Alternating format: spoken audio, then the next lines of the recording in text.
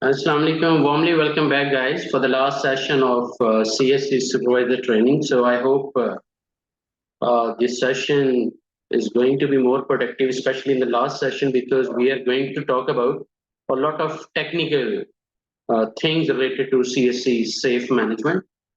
So, just to recap, we started what is confined space, what is the confined space entry, the examples of confined space.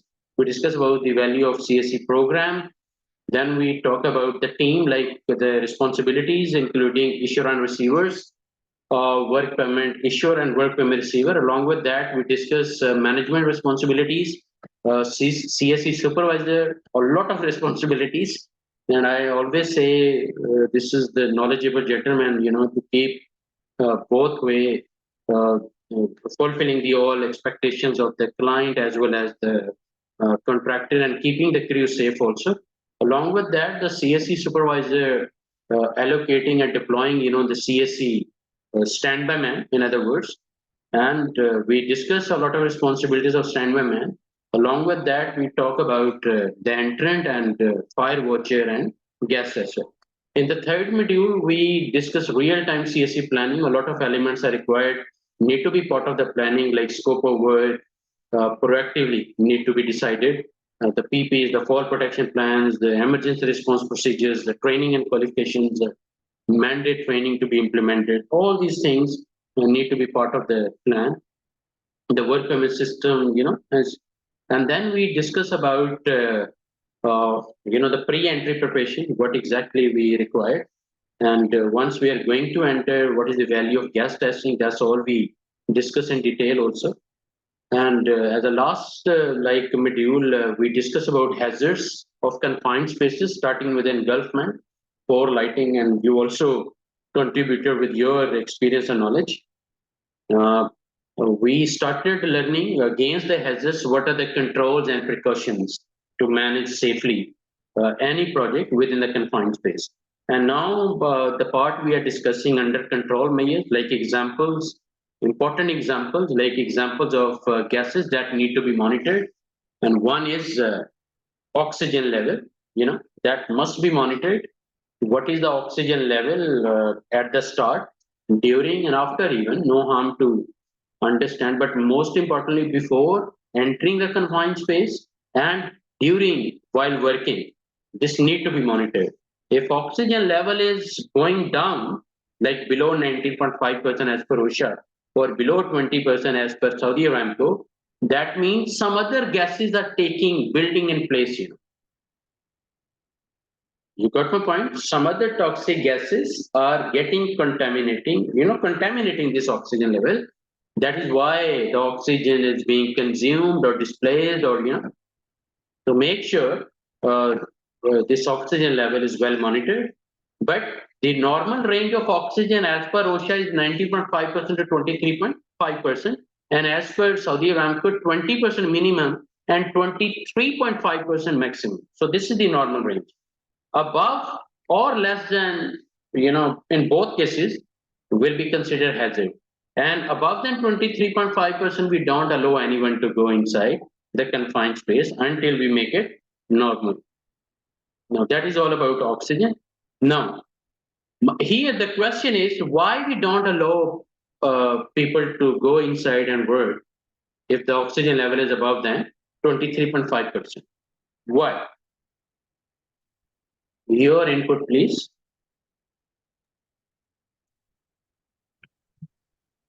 Why we don't allow people to go inside if oxygen level is above than 23.5? Yes, please. Chance of explosion. Because of fire hazard, because of explosion chances. Due to yes. Okay. Yeah, it's a breathing problem also. The breathing problem also. What is that problem? And breathing problem. Breathing problem. Okay. Yeah. That means anything over is not fit to the human beings. Yes, sir. Everything is bad. if it is excessive.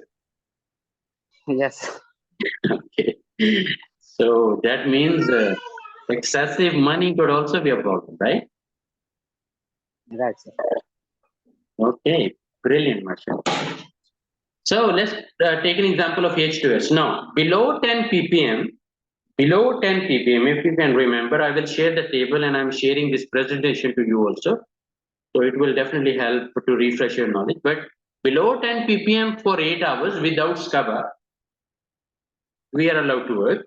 But if LEL is affected, like if because of H2S, even below 10 ppm, LEL is going above 0% because of H2S level and some other toxic elements, then again, not allowed. But anyway, if below 10 ppm, the standard says, especially Saudi Aramco standard says that we are allowed to work for 8 hours. This is like TWA, like time weight average, or TLV, threshold limit value of H2S. But 10 ppm, at 10 ppm or above than 10 ppm until 20 ppm, you need to work with SCABA. But above than 20 ppm, up to 100 ppm, if you still want to work, you need special permissions and a lot of other requirements need to be met. But the ideal edge, immediately dangerous to life or health of H2S is 100 ppm. So above than 100 ppm, no one is allowed to work. Thus, you need to remember. Like above than 23.5%, the oxygen, we don't allow people to work inside confined space. Same way, above than or at 100 ppm of H2S, hydrogen sulfide like parts per million, we don't allow anyone to work inside the confined space. Now, H2S also have its own particular LEL level and UEL level. If you can remember, the LEL level of H2S is 4.3%. 4.3%. And the UEL, upper explosive limit of H2S is 43%. So in between 4.3 to 46%, there is a chance that the H2S can start burning by itself and even can explode. But H2S is not harmful until you play with it. You know, until you play with it. And it's mostly like once, like in drilling industry, oil and gas drilling rigs, there are more chances to get H2S on their way. And sometimes they stop the projects. Even sometimes they change the location of the project. If the oxygen, this H2S level is very high and they are unable to manage it, sometimes they change the location just because of this H2S factor, because it's a silent killer. And you know, a lot of incidents still happening globally in different countries. That is why everybody is giving awareness, like separate training for H2S. And if you go to oil rig sites or GOSP, gas separation plant of Saudi Aramco, or oil refineries, or any sensitive sites of Saudi Aramco, or Sabi, even Sadara, or all of this, they will not allow you if you don't have H2S training or training ID of H2S or SCBA, you know, self-contained breathing apparatus. So now the auto ignition temperature of H2S is 260 degrees Celsius. That's also you need to remember. The auto ignition, kind of a flashpoint, you know. Now, H2S is colorless. That means you can't see with your eyes. H2S is heavier than air. It's heavier than air, but approximately 20% heavier than air. So heavy things will go down into the deep areas, like, you know, that's why, Mr. Irfan, like you mentioned, this excavated area deeper than 1.4, 1.2 meter or 4 feet, it need to be considered confined space because H2S is heavier than air, so it will stay in the lower areas. And once somebody is going inside without PPs, without SCABA, without gas testing, without permit system to be followed, then he is in trouble. And it can kill in seconds, you know. Like maybe 1000 ppm, one shot or two shots are enough to kill somebody. Because ideal H of H2S is 100 ppm, immediately dangerous to life or health. Okay, so 1000 ppm is another more heavy shot, right? Now H2S is mostly where we find in confined spaces, mostly in confined spaces. But yes, H2S, there must be MSDS, material safety data sheet, or in Aramco case, we call it CHB, chemical hazard bulletin of H2S, that need to be published for the awareness of our workforce. The more knowledge they would have about H2S, better they can be skilled. We go, the H2S, in case of H2S emergency, we have to go to the muster point, like crosswind. Okay, these are some of the methods I can. And in a right way, we have a separate session only for H2S and SCBA. You know, we give separate training, separate certification and ID just for H2S because of its terrible consequences still happening globally. Now, LEL. Now, I was talking about this below 10 ppm for 8 hours, it's okay, but 10 to onward, we need SCABA and we need special permissions. But ideal level is 100 ppm. Above than 100 ppm, no entry.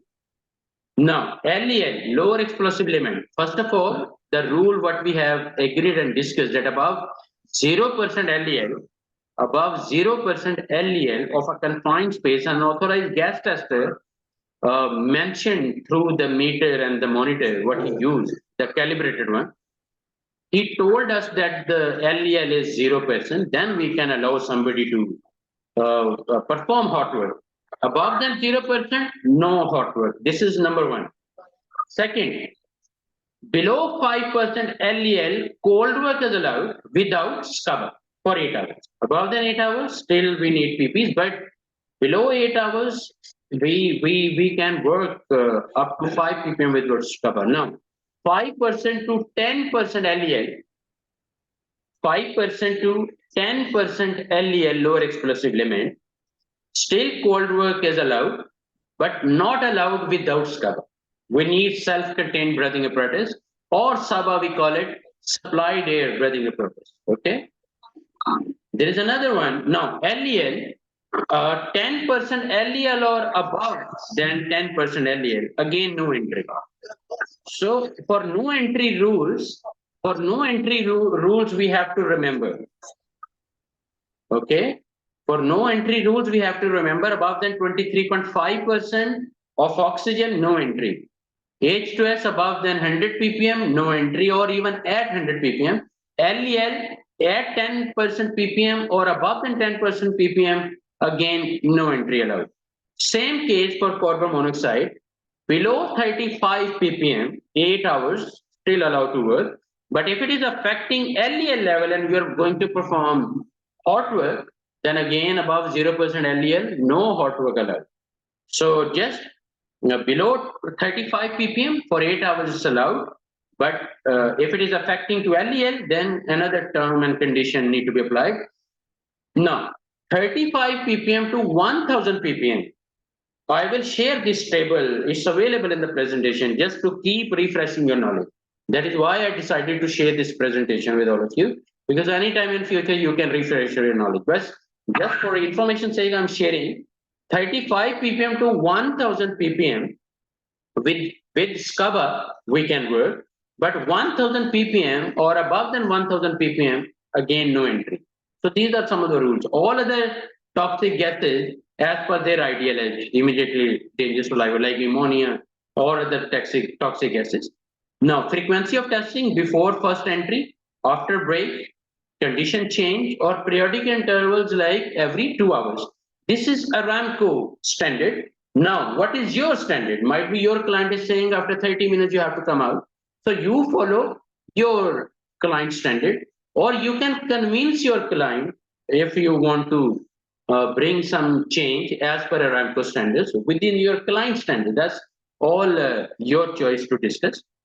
Otherwise, Aramco standard says after every 2 hours you have to come out. If you don't come out, this is a violation of their LP policy. We call it loss prevention policy of Saudi Aramco. If you don't come out after 2 hours.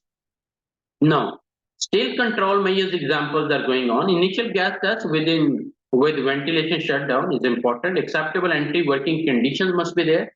We are controlling, against all of this. Continuous monitoring when required. of gas testing. Evacuation of the space is important. Now, identify gases to be sampled. Okay, conduct gases from outside the entry point.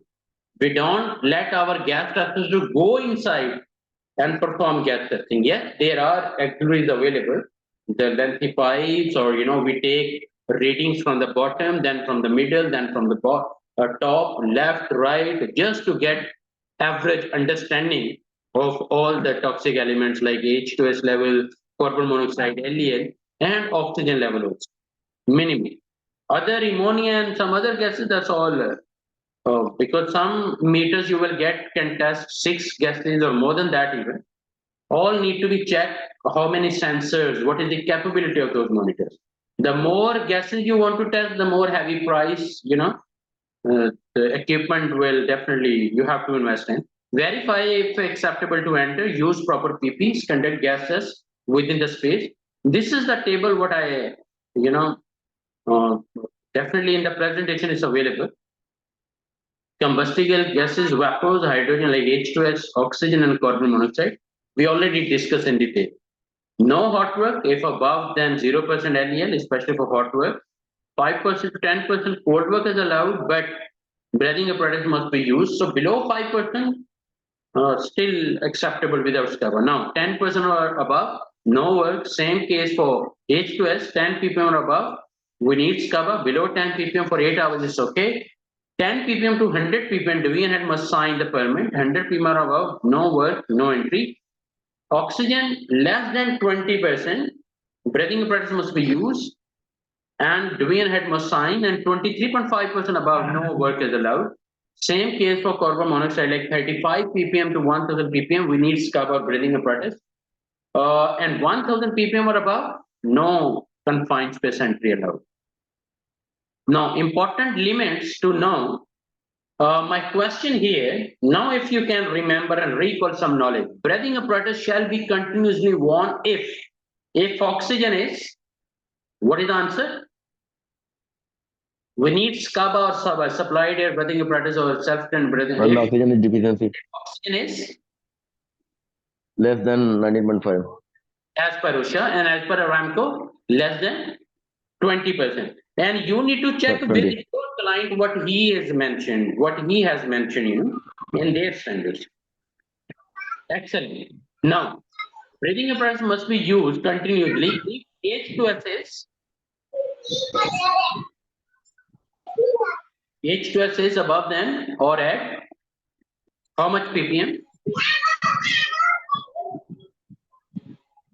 Yes, please. Breathing apparatus must be continuous if H2S is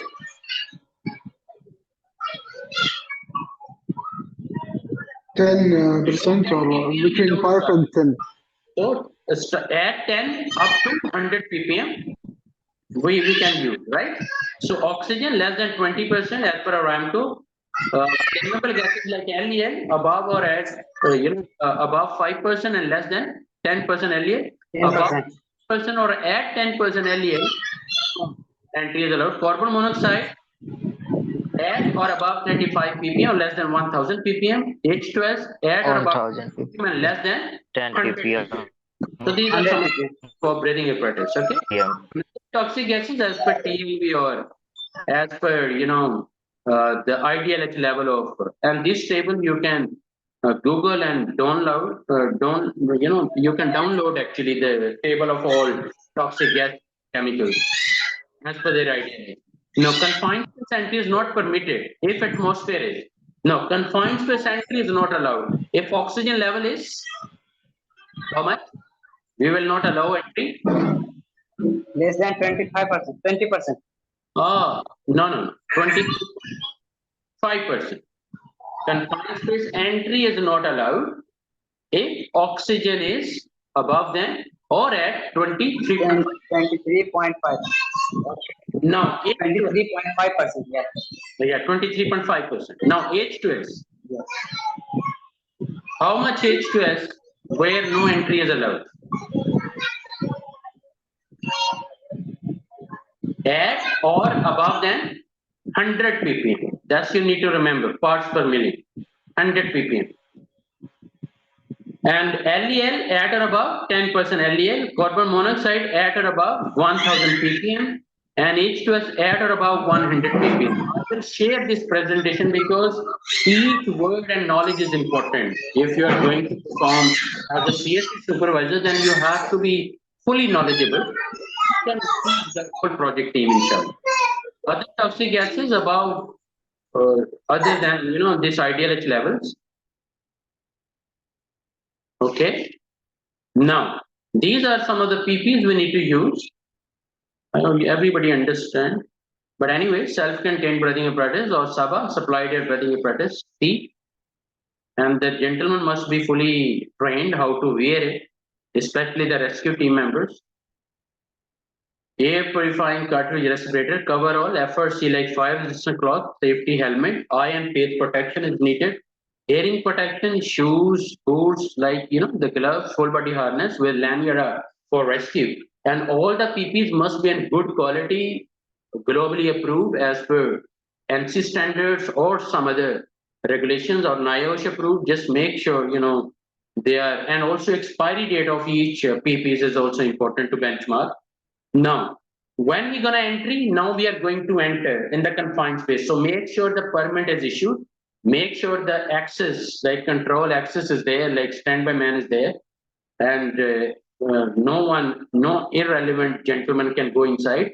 Record entry and exit of the personnel, conduct atmospheric gas testing, perform the required work.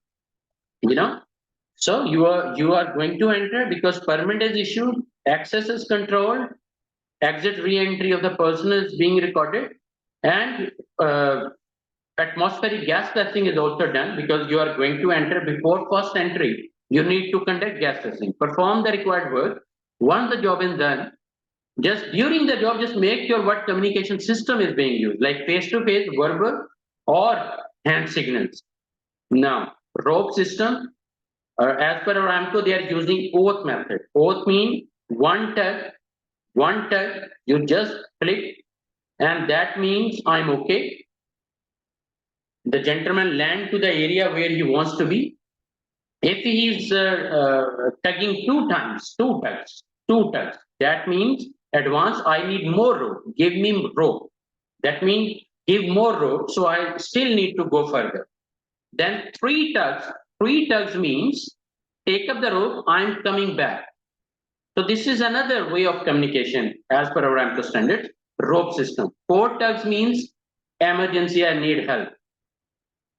4 tugs, this communication. Now, in your case, how you are communicating, that's all you can evaluate, or what exactly your client is saying, or what your procedure is saying. Again, things can be verified, compare, and accordingly you can benchmark. Radios can also be used, CSC log sheet can also be used.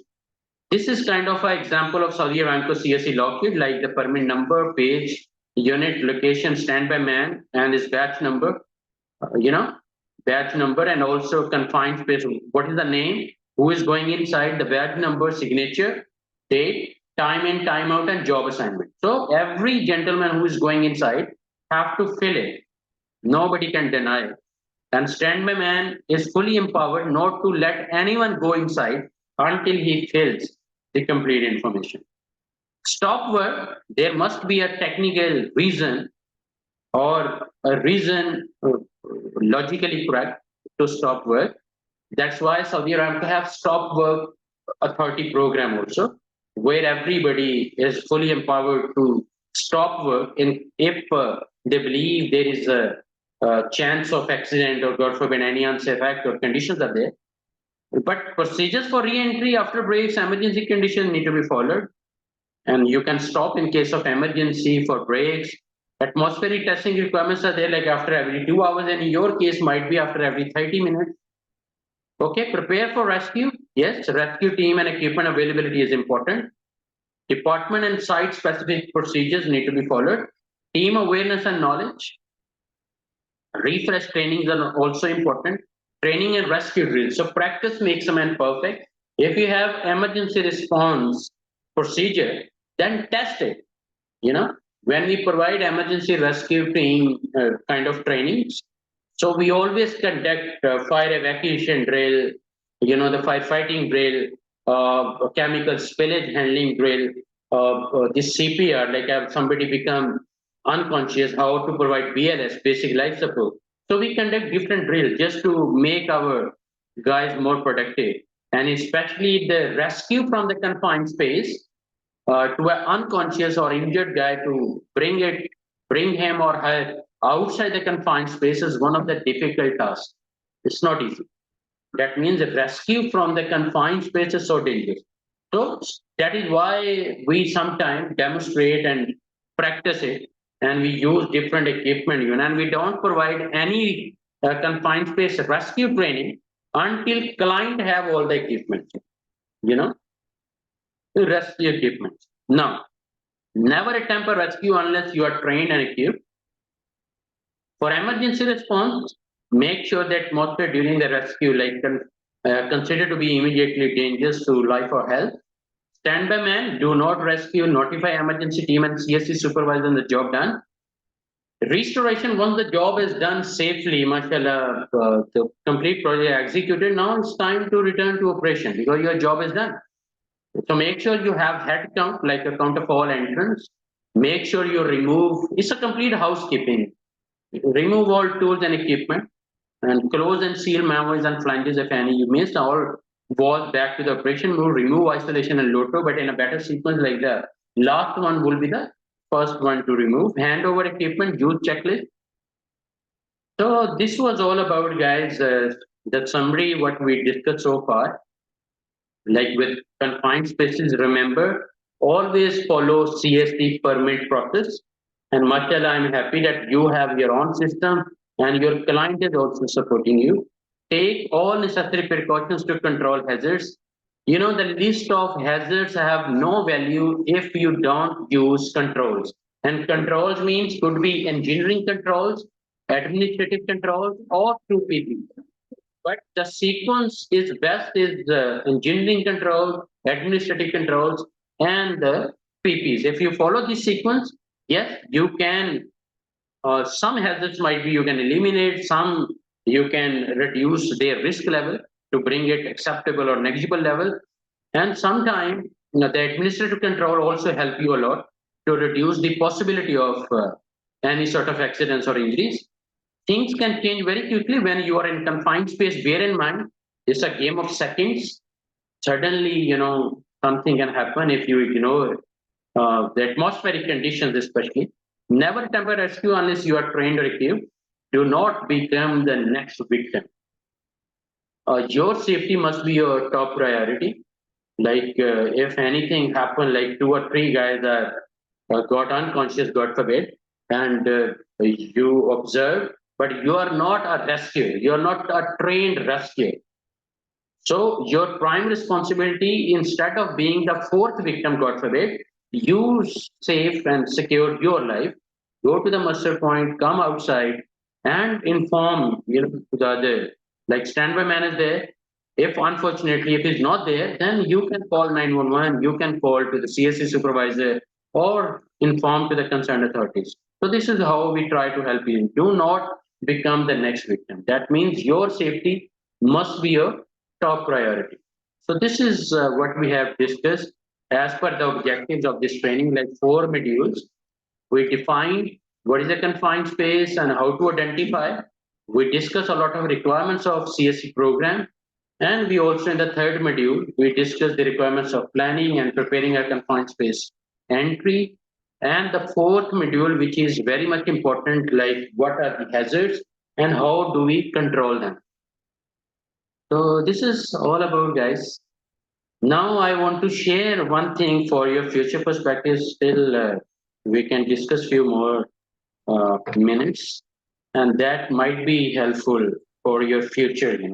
Not only for you, even for your network or your friend or your relative. I have established one. This YouTube channel. This is named Training Zone. I'm just going to share a few of the highlights, how you can get benefit from Training Zone channel. And this is, our HSC community. It's became like I can claim like a daily learning club. every day we are discussing different issues. We are uploading different kind of training materials. Like you can get Nibosh IGC complete trainings, Nibosh PSM complete lectures, work permit receiver of Saudi Aramco if you want to be, complete lectures of work permit receiver, even their exam question and answers. You can get some career development videos also. Let me just share, the screen. Might be it can help for future. Then we can end up the session. Okay. Okay, so this is the name training zone.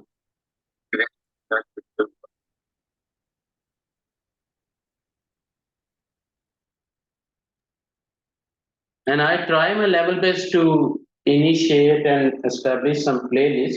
And in the playlist, you will see, Saudi Aramco safety trainings, authorized gas tester, OSHA 30 hours, Aramco construction safety manual, career development, some of the sessions, then Aramco exam for work permit receiver, all question and answers, part wise. We also share rigor level 1 to 3 Saudi laws, some of the trainings. Also this, the safety officer on the day one, what he should do at the Aramco site, and then different days, a lot of videos are there. Nibosh PSM complete lectures. We have a work permit receiver of Saudi Aramco, even in Urdu. I uploaded all videos.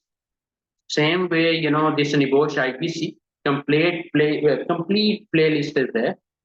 So it's all up to you if you believe it can be beneficial. Just join our community. Okay. Okay, guys. Thank you very much. Okay, sir. Thank you, So sir. far, do you Thank have you, any sir. question in your mind? Otherwise, we can wrap up the session. I will share No, sir. this presentation. I have Mr. Irfan's email and his WhatsApp number. Send me, I will circulate. Okay, perfect. So, all the best, guys. Take care of your safety and safety of others. It's one of the noblest jobs. It's not like only for the sake of money that I have to be the safety professional. It's our human ethical responsibility to help each other and keep safe. And we are the only heroes for our family, right? So all the best. Take care of yourself. And if you still need any sort of help, I will be in communication with Mr. Irfan and might be whatever you need, you can tell him and he can coordinate and I can share, inshallah. Okay. Thank you very much. Okay, sir. Thank you very much. Okay. Take care. Have a nice day. Okay, thank you.